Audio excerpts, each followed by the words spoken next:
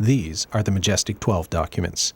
They describe the establishment of a super-secret U.S. government organization in 1947 to deal with an alien spacecraft that allegedly crashed near Roswell, New Mexico. If genuine, they are the most important government documents ever leaked to the public. The question, however, that has dogged the documents from the first day they were released to the public in 1987 is whether or not they are authentic. To answer that question, I traveled to Aztec, a town in northern New Mexico. Like most small towns, Aztec has a main street, but that's not what it's famous for. In 1948, a flying saucer allegedly crashed just outside of town, and with the story of a crashed flying saucer has come the pop culture trappings of modern ufology, a museum, and a UFO symposium. Like any conference, a UFO symposium is a beehive of volunteer activity. They're also a lot of fun. But at their core, they're serious business.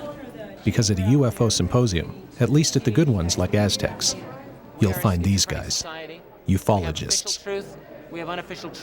In 2003, some of the best in the business were featured at the Aztec Symposium. These are serious guys, historians, scientists, authors, internet whiz kids, all of them dedicated to discovering the truth behind the UFO phenomenon. If this were a trial, they would be the expert witnesses. With every controversy, you need a yin and a yang. With Majestic 12, the yin is Carl Flock. He doesn't deny that some UFOs are probably alien spacecraft. He just doesn't believe there is any evidence that they were recovered by the government. Needless to say, he doesn't buy the Majestic 12 story. And there's a fly down there. The yang is Stan Friedman, a nuclear physicist. Stan has been on the UFO beat for over 3 decades. He is the original civilian investigator of the Roswell incident and the biggest advocate of the authenticity of the original Majestic 12 documents. I don't know how to do that. Finally, there's these guys, the alleged members of Majestic 12. There's no question that they were an all-star group, top military leaders, scientists, and civil servants. They were among the best and the brightest that America had to offer in 1947. But were they members of this top-secret organization known as Majestic 12? Were they at the center of a government cover-up of extraterrestrial life? The skeptics say no, because, well, that's what Carl Flock is here for, so I'll let him handle the yin from here on in. The first big problem with them is that there's no provenance. We don't know where they came from. We don't know, none of the original documents are in hand, so there's no way you can test the paper, you cannot, you can't really look at the inks, there's none of the stuff that you would normally do with a questioned document. You can't do it. In the United States, at least at the time we got the memo, it was not against the law to have classified material that you were not entitled to. It was against the law if you were entitled to see classified material, if you had an appropriate clearance and need to know, to photograph it. Certainly against the law to distribute it to somebody without a clearance. So the guy at risk is the guy who took the pictures, not the guy who receives them. Secrecy protocols within the military in particular are extreme. Penalties are extreme. You sign away your constitutional rights in many cases when you are exposed to very, very sensitive classified information. And in many cases, this is binding for life. So it's not that easy to go talking about what you've experienced. We still don't know who Deep Throat was. Does that mean that whatever information he provided is worthless because we don't know who he was? He's the guy who was at risk, remember. And that's what we have to consider here, too. Providence would be nice. You make do, you look at the documents for what they are and what they say, not with any preconceived notion, well, I don't know who put this out there, so it must be phony. That's nonsense. That's not reasoning. If you feel your life or liberty is in danger by releasing these documents, of course you're going to want to remain anonymous.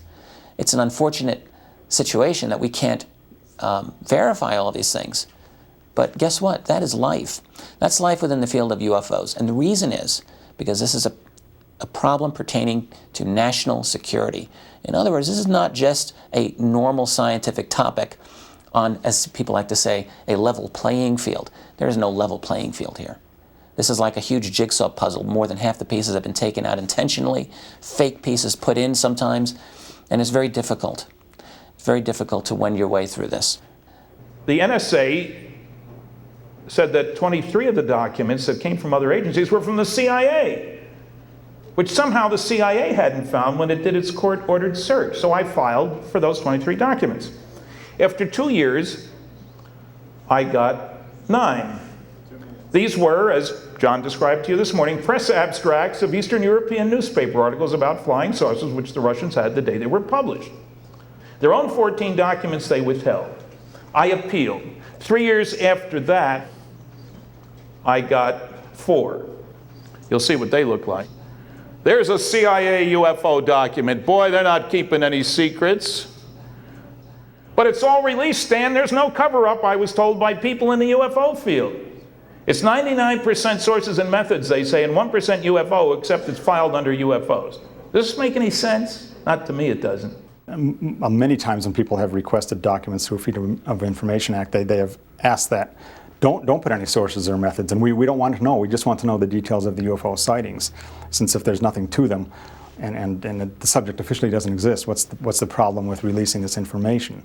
It still doesn't work, and the documents that have been blacked out, I do think that is the case. I can't prove it, of course, but sources or methods would not seem to encompass, say, 75% of a document or 80% of a document. When Stan holds up those pages blacked out, I just cannot believe that it's all, well, the operations, sources, methods. There's got to be some details of the UFO sightings in there. Otherwise, what's the document concerned about then?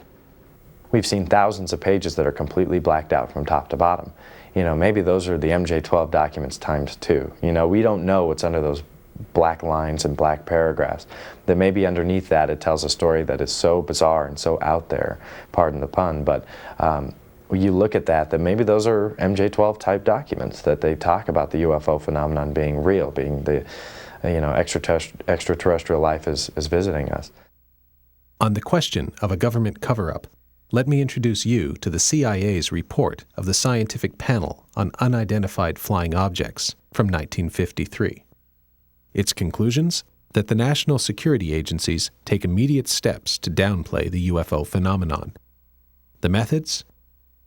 A broad educational program by all agencies that would concentrate on training and debunking. This education would be accomplished by the mass media. All this despite the fact that the panel of eminent scientists accepted that the Earth might be visited by extraterrestrials. One panel member even found that the ET explanation, in many cases, was the only logical conclusion. Is it a coincidence that the panel was convened by Walter Beadle Smith and included this man, Dr. Lloyd Berkner, both alleged members of Majestic 12? Unfortunately, in the field of ufology, the truth sometimes takes a back seat to innuendo and rumor. When that happens, the lines between fact and fiction can become crossed, and the difference between what is real and what is not can become that much harder to distinguish. I consider that MJ-12 indeed was a hoax, that it was perpetrated in aid of advancing the case for Roswell. Bill Moore and Stan Friedman, who had done a tremendous amount of work together in investigating and looking into everything that they could find on Roswell. Jamie Chandray, who came into the picture somewhere along the line there, and I don't know exactly when. I think they sort of, they were sitting around saying, okay, now what? And there have been extant in ufology for a long time rumors to the effect that Bill Moore had suggested that it might be a good idea to fake some exotic documents that seemed to confirm Roswell, with the idea that this might smoke somebody out, either to deny them or to produce real documents or whatever. And it is said that he and Stan Friedman and Chandray, maybe one or two others, talked about this together, and that Stan said, well, yeah, why not? If this will do it, why not? I have many times heard that I supposedly said, yeah, it wouldn't be a bad idea, as suggested by Bill Moore, that documents be faked to try to get some more information about Roswell. Now, I had many meetings with Bill and Jamie and other people, so there's no question we had meetings and talked a lot and worked on projects together and so forth. I categorically deny that I ever was offered that possibility. Hey, why don't we fake some documents? Or that I ever said something like, oh, that's a good idea. I think that's what was going on. I think that, there was the idea was to, if you put the most innocent spin on it that you can, was to smoke something out. If you put the not so innocent spin on it, it was to essentially fake documents that would back up the Roswell story as it was told and as it was known through the Roswell incident. Because if you look at it, that's what it does. It's the version of Roswell as written down, as set down in the Roswell incident. That sounds like a pretty good theory, except for one major problem.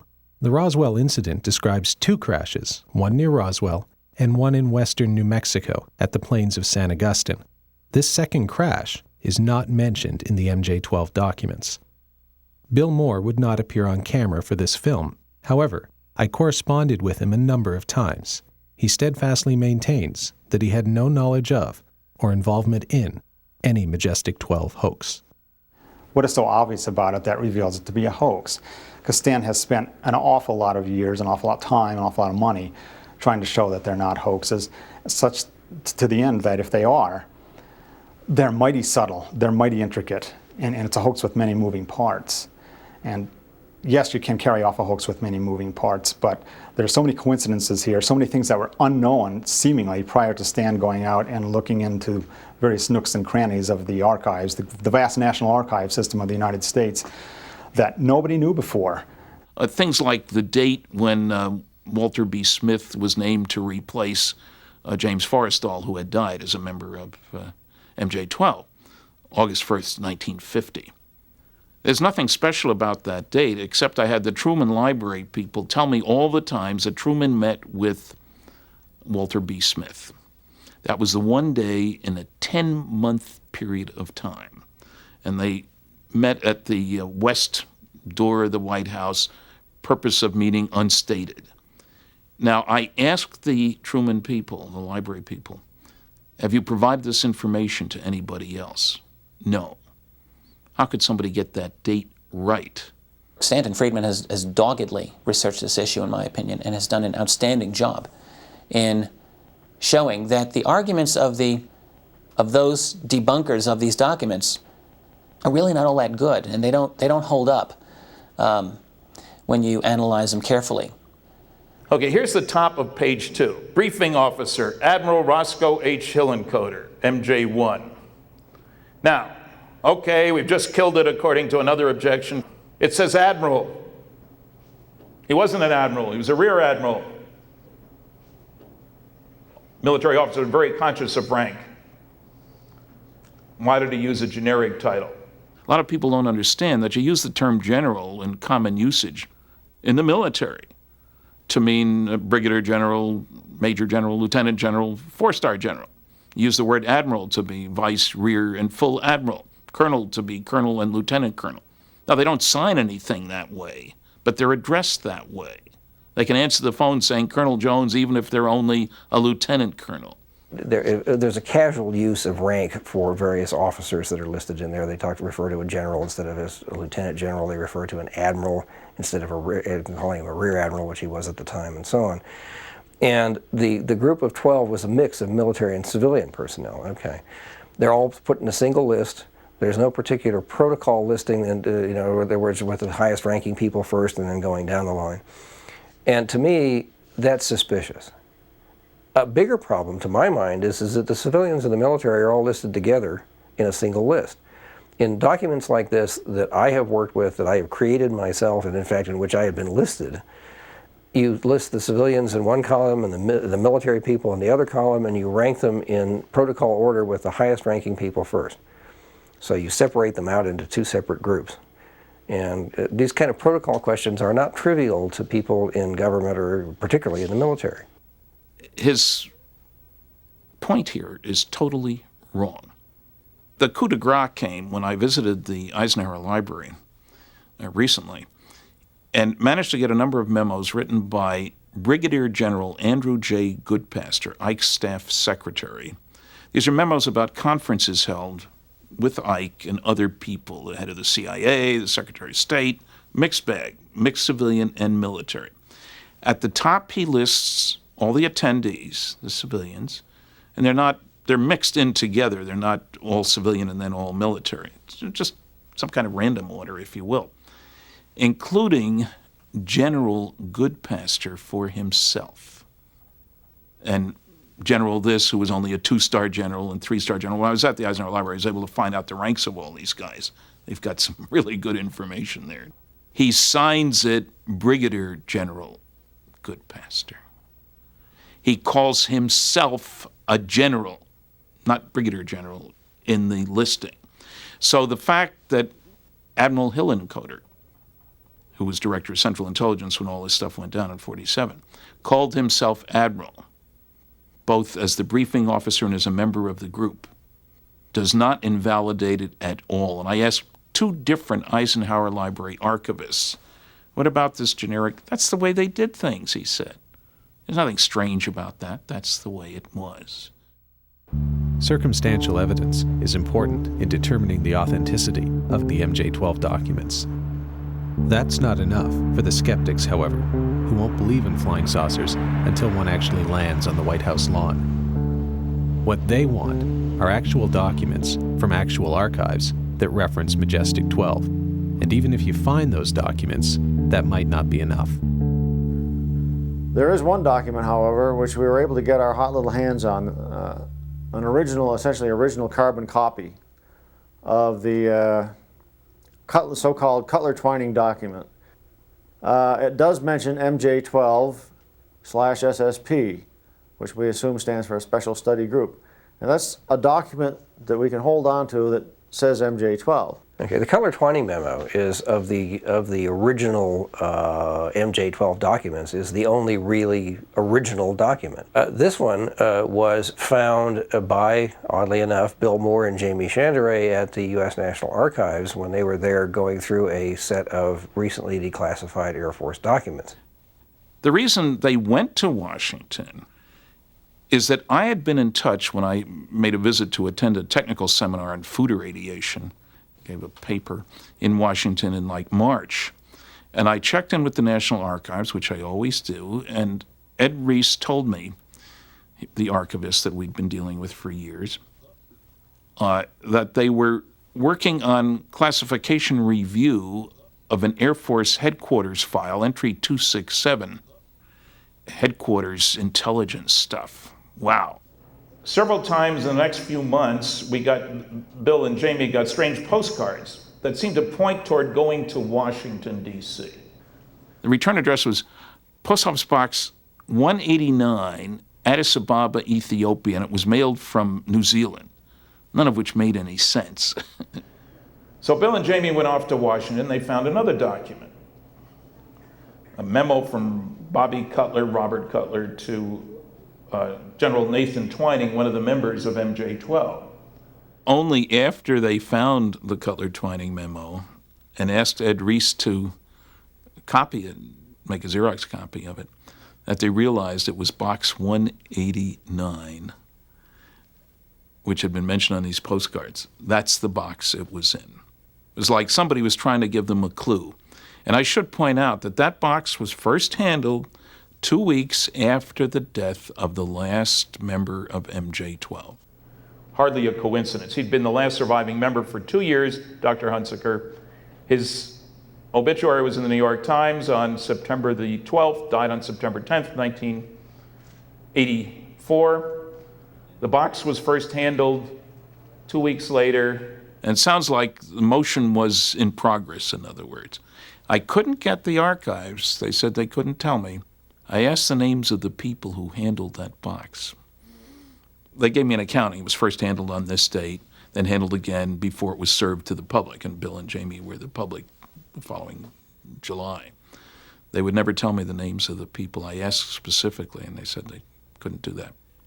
Without putting myself in the position of being indicted by a federal prosecutor, I can tell you that I know that it's possible to take things in that you're not supposed to take in and take them back out again without anyone ever being aware of it. It may be different today in the current atmosphere, but back when, I actually conducted an experiment. I took something in with me, and it was never picked up on. There's false logic here. That it could have been done means it was done. They spent an awful lot of time. Why would they have to go to Washington to come up with the document? Get it in the mail just as the roll of film came in the mail. If they faked it, why would they use a strange security marking, top secret, restricted? You go with the normal, which would have been just plain top secret. They could have rubber stamped it top and bottom, make it look official. So they've got somebody who's very bright and very stupid. Which is it? For that to happen, you know, with the MJ-12, the Eisenhower briefing document coming out in 1984, and people saying, oh, it probably had been faked within a year or so of when it was made public, and presumably this Cutler-Twining document would have also been faked within a year or two of its discovery. I would say no. I would say that this had to be an old document, 30, 40, maybe 50 years old. Well, not in 1980. 30 years old, probably in 1984 or 5 or whatever. It would take that long for this outer edge to get yellowed. The creases that had been made in this were perfectly flat, again indicating there was a lot of pressure on it for a long time. And as others have pointed out, it was a onion skin paper with a watermark that was made that was being used by the government at the time that this document would have been made. So I think that provides rather credible evidence that the MJ-12 thing, group, whatever, is real. You could say they faked it all. That's easy to say. Well, it's all a fraud. That avoids having to do the work to establish it and avoids dealing with the critiques of the critiques. Oh, it's obviously a fraud. Why is it a fraud? Well, nobody used that top secret restricted. That's crazy. Restricted is the lowest rating. Top secret is the highest. Who would combine those two? That's ridiculous. It turns out the easy way out is that the General Accounting Office, when they were doing their study for Representative Schiff from New Mexico here, they were looking all over the country at all kinds of document archives for documents about Roswell. And one of their entries in a 400-page book about all the things they did was that we were looking through these files up through top secret on December 7th, 1994, and we didn't find anything about Roswell. However, we did notice several instances of the use of top secret restricted, even though we had been told, Majestic 12 in parentheses, that it was not in use at the time. If the GAO says so, it's good enough for me.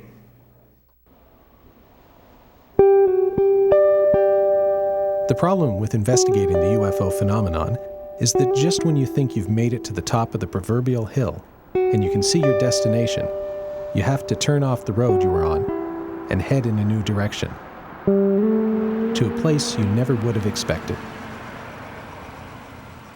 In the case of Majestic 12, that place was the strange and secret world of Dr. Donald Howard Menzel.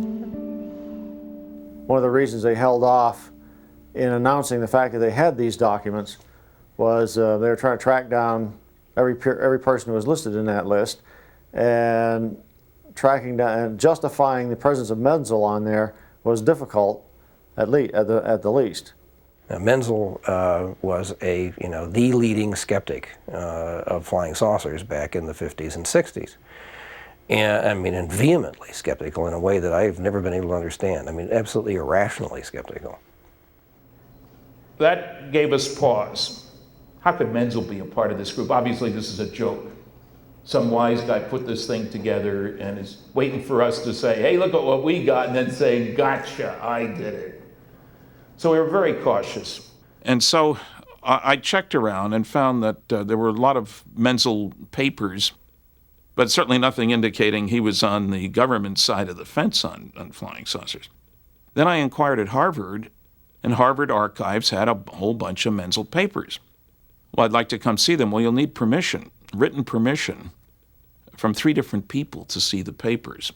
Turns out Donald H. Menzel, UFO skeptic, had the longest continuous association with the National Security Agency and its Navy predecessor of anybody in the country. He said to Jack Kennedy, president, before he was president actually, "When we are properly cleared to each other, I can tell you more," he said. He had a top secret ultra clearance with the CIA. He was a cryptographer, taught cryptography, code breaking and making before the war. That he had continued after the war as head of the Naval Reserve Unit, Communications Unit Number 1 in Cambridge, which is where Harvard is. And he did classified work for about 30 different companies. I went away from there convinced that, hey, maybe this document might be true, because Menzel passed muster, much to my total surprise. I think the Donald Menzel aspect of the whole Majestic 12 controversy is probably one of the most eye-opening, that you had this guy who was the arch debunker of his time, writing anti-UFO books with down-to-earth explanations, and then you find that he led this double life where he had high-level links with the intelligence community, did consulting and contract work for them, and had done so for decades. And regardless of whether or not he really was connected to some sort of Majestic 12 group, he was very well able to hide this double life that he had. I discovered that Dr. Menzel had a close connection with Vannevar Bush dating back to 1934. Now, Bush had been at MIT. During World War II, he was sort of the science czar. And I had discovered in Bush's papers at the Library of Congress Manuscript Division a mysterious letter to me. It was from a law firm to Dr. Bush, thanking him for all his efforts with regard to the loyalty trial of Donald Menzel. And that fortunately, Menzel had been totally cleared. We really appreciate all the efforts you made. It was 1950. And it turned out Bush, who didn't have to testify in favor of anybody, he spoke extremely well of Menzel's efforts during the war, and it was clear he knew what they were. It was all together kind of a big thing to see Menzel connected with Bush, who had clearances for everything and, was right top dog in all the classified projects. If it was shown upon Stan's investigations that Menzel was simply that a debunker, then that would have actually have suggested that his involvement in Majestic 12 was bogus, and by implication the documents were bogus. But because of the fact that Stan was able to show that Menzel did lead this double life and was heavily connected with US intelligence, that to me is a pointer that whoever put the Majestic 12 documents together was aware of the fact that Menzel would pass muster upon investigation.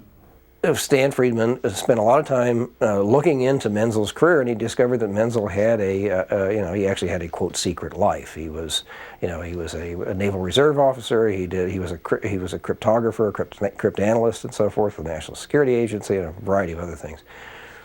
This was not such a big secret as I think Stan seemed to think it was. I mean, if you knew anything about Menzel, you would have some general inkling that he was doing these kinds of things. He was involved in them, but even before MJ-12.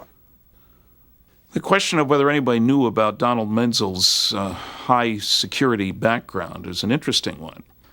You won't find it anywhere. There were people writing about Menzel and his lousy explanations for UFO sightings, but nobody pointing out his very tight connection with the intelligence community. Now, Carl, because he was a member of the intelligence community and happened to be at the right place at the right time, was aware that Menzel was doing stuff for them. Nobody else knew that. Now, if somebody wants to suggest Carl prepared the documents, forged them, I'd say he couldn't have, because there were other things that he didn't know that had to be known to get the documents right. But nobody else, any of the favorite choices, Bill Moore or whatever, knew this stuff about Menzel. Remember, you couldn't walk in off the street and get this. You had to get written permission from people to see those papers. It's easy to dismiss and broad brush these documents and say, oh, obvious hoax, who would ever put Menzel on? Well, it turns out that Menzel's presence there on that list maybe did really serve a purpose. And Stan has gone to great lengths to say why that is the case and has shown why it is the case. It wasn't until Stan had done this investigation of Menzel himself and found out that Menzel was living sort of like a double life that it was possible to justify the idea that, well, yeah, Menzel might be on the list after all if he's trying to do cryptanalysis of the writings and being a sort of almost like a public figure out of all those people. A public figure was associated with a major university, and his word would carry some authority, and so if he says it's all bunk, then the general public would tend to believe it. Personally, I think it was a very clever, both red herring and a joke. Because in the document, it specifically says, they talk about the origins. They say, well, we've considered the origins of the saucers. Where do they come from? And one of the membership of the MJ-12, Dr. Menzel, notably Dr. Menzel, says that he thinks they came from Mars. Well, Menzel was notorious for his obsession with mythical Martians. He sketched them all the time, he doodled them all the time, he did paintings of them. Having Menzel say, I think they came from Mars, is this clever little hello.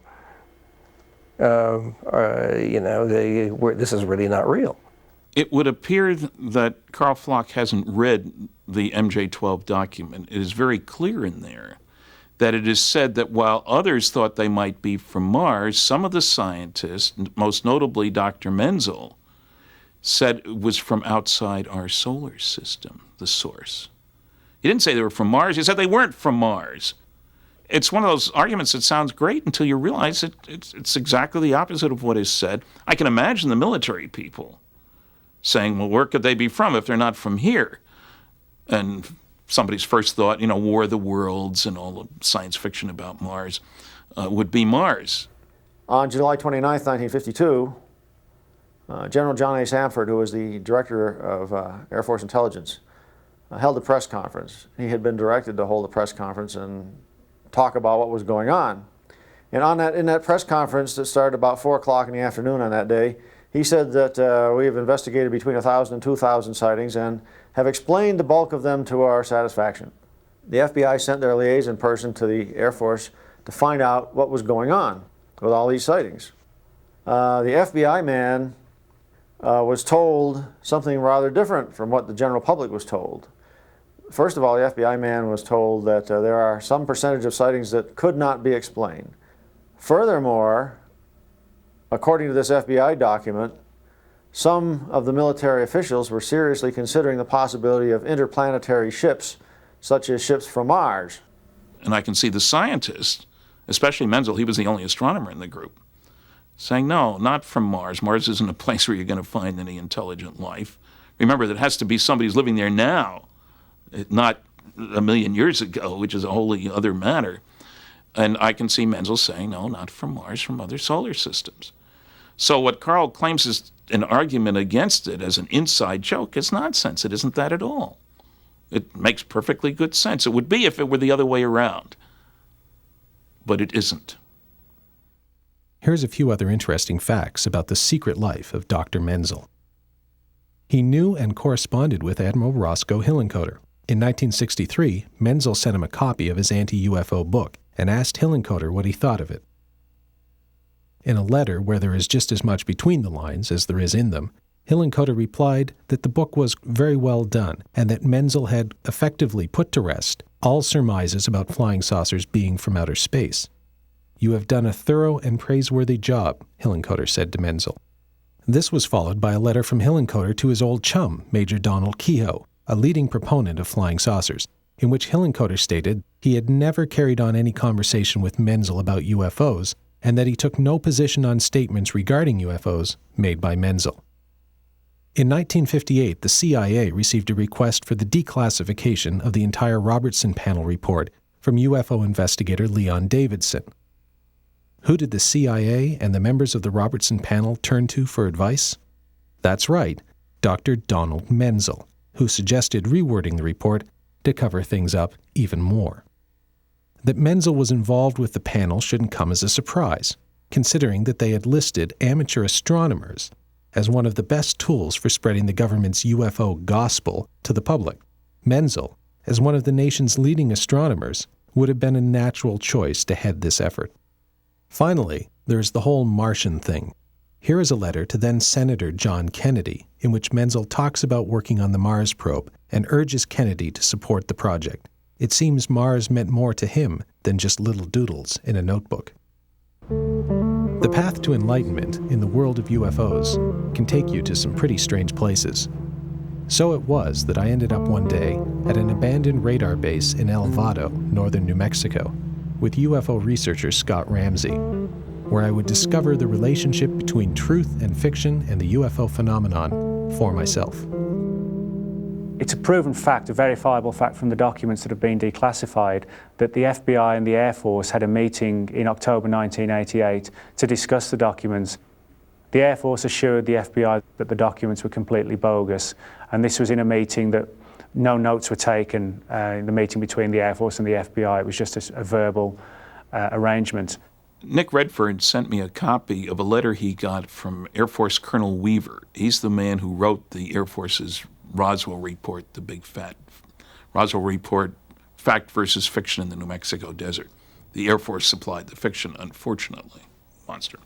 Okay, he sent me a copy of that letter in which Colonel Weaver goes on and on about everybody knows these documents are bogus. And he sent him along a copy with the word handwritten bogus in big letters on each page. So I filed a Freedom of Information Act request with that office saying I'd like copies of all memos, letters, all this sort of thing. There's a whole list of things you have to say if you want to cover everything. That led to that conclusion. Response to my request was, we have nothing in response to your request. So I was not too surprised when later on I was told the FBI has the MJ-12 documents on their website. Wow. I went and looked, and you can tell that they're exactly the same document that was sent to Nick Redford. The bogus is identical. You could put the 2 pages, and they're handwritten now, not a rubber stamp.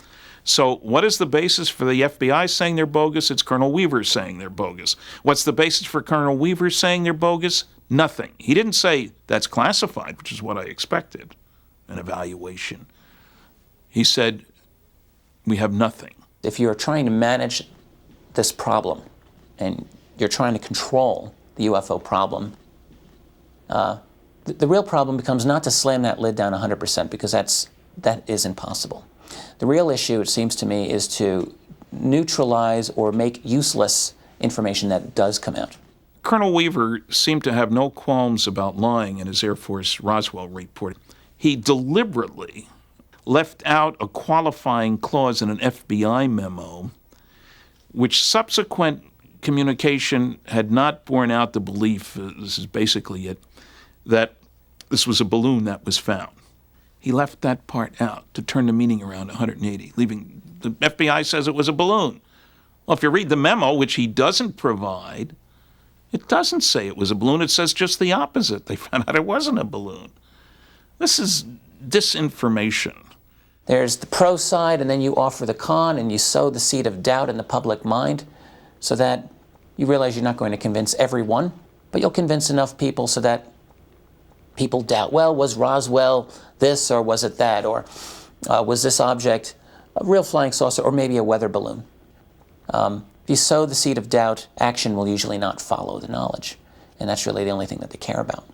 I think when people talk about the government knowing things or the intelligence community, there's this image is formed in people's minds that the minute you walk into the US Air Force or the NSA or the CIA, that you're simply told this dark and deep secret about crashed UFOs, which I certainly don't think is the case. I think for the most part, employees of the CIA, the NSA, the Air Force, the British government are no more in the know about this subject than anybody on the outside.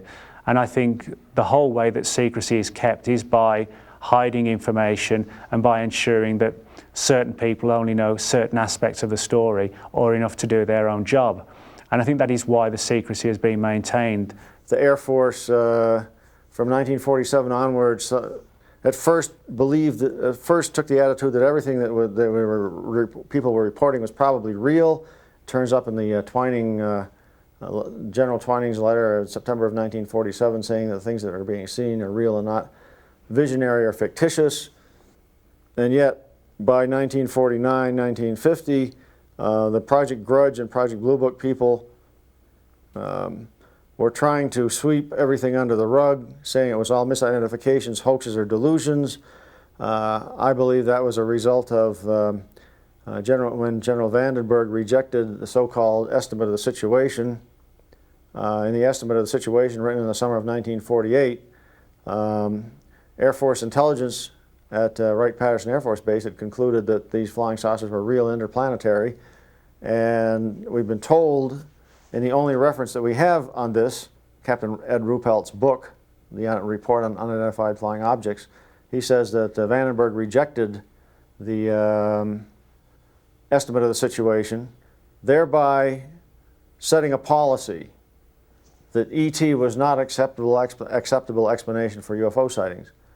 Everybody has to look at why they're doing this. You know, not necessarily the evidence, not necessarily the stories, but why are they doing this? You know, you've got 50 years of blacked out documents of stories being changed, like the Roswell incident 4 times. And you've got manuals that come out that are reporting these things. And they're just trying to lie to you and say since, you know, the late 60s they haven't reported these UFOs. Yet both military and commercial pilots are reporting these things. What are you left with to decide, you know, what this phenomenon is? Is it an unidentified space object like a comet or a meteorite or something, or a planet, you know, like they tried to explain some of the Blue Book files way? It doesn't seem plausible. The only thing that seems really plausible is this conspiracy is massive.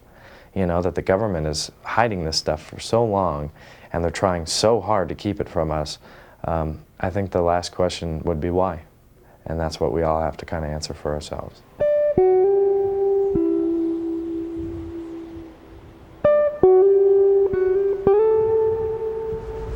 Up here where the old radar pads were. Oh, over there, right. Oh, let's get out and take a look around. You bet.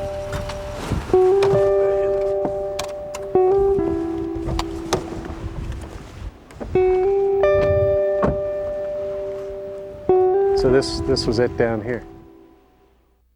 It's 1947, 1948, and you happen to be the President of the United States. Let's say that you learned something important about UFO problem. Let's even go a step further and say, like some people claim, that you got access to some sort of hardware that didn't belong to you. If you're not going to share atomic technology with the world, what on earth would you do with something as exotic as alien hardware? Good Lord. You're going to keep it so hidden you'll have to hide it from yourself. You'd have to restrict access to the most absolutely, utterly, crucially reliable people that you know about, and that's it, and have them figure out what the heck this stuff is, what it can do.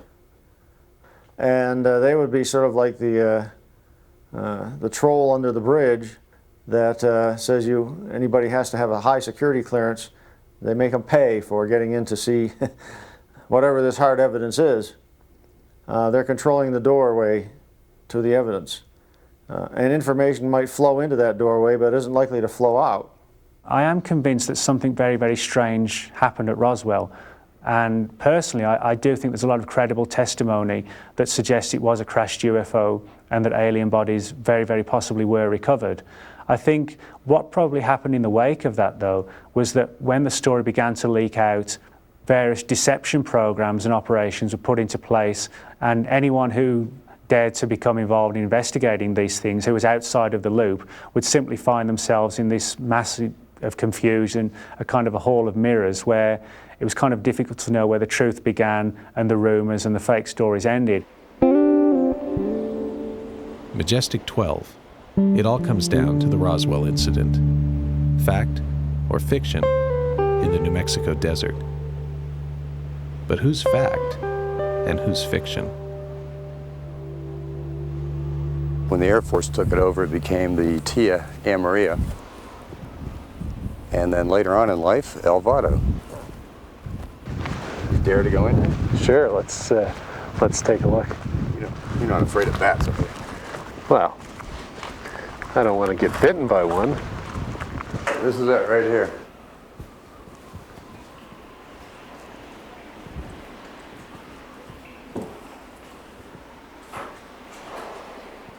Probably won't want to go back in there. Probably not.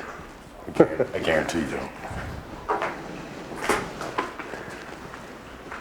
And so people speculate that the radar here was powerful enough to interfere somehow with an alien spacecraft. That's a theory. It might have brought it down. Mm-hmm. And they would have had similar radar stations, I assume, down by Roswell. They had one in Corona, and if you read the historical reports we were going through last night, they also had one down at Walker, which was Roswell. Right, right. Coincidence? Yeah, maybe, huh? Where to next?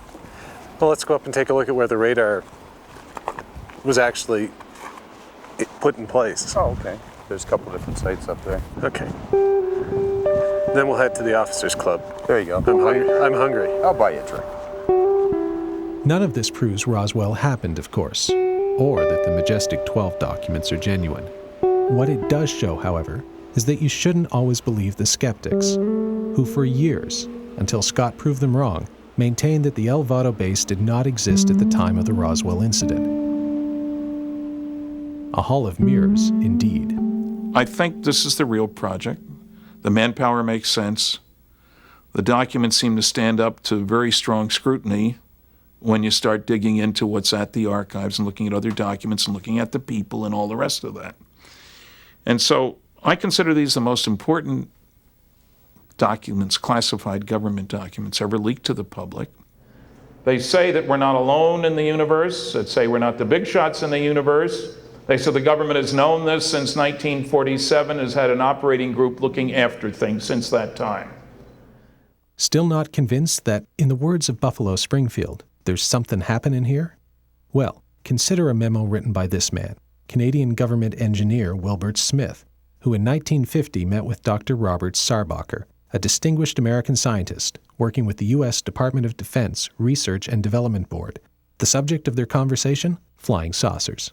The memo, the substance of which was confirmed decades later by Sarbacher, stated that flying saucers exist, that they are classified higher than the H-bomb, and that a concentrated effort was being made by a small group headed by Dr. Vannevar Bush to determine their modus operandi.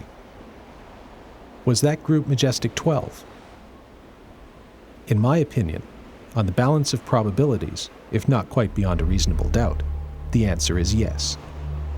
Now, I don't expect you to take my word for it. Do your own research and ask yourself the question, do you believe in magic?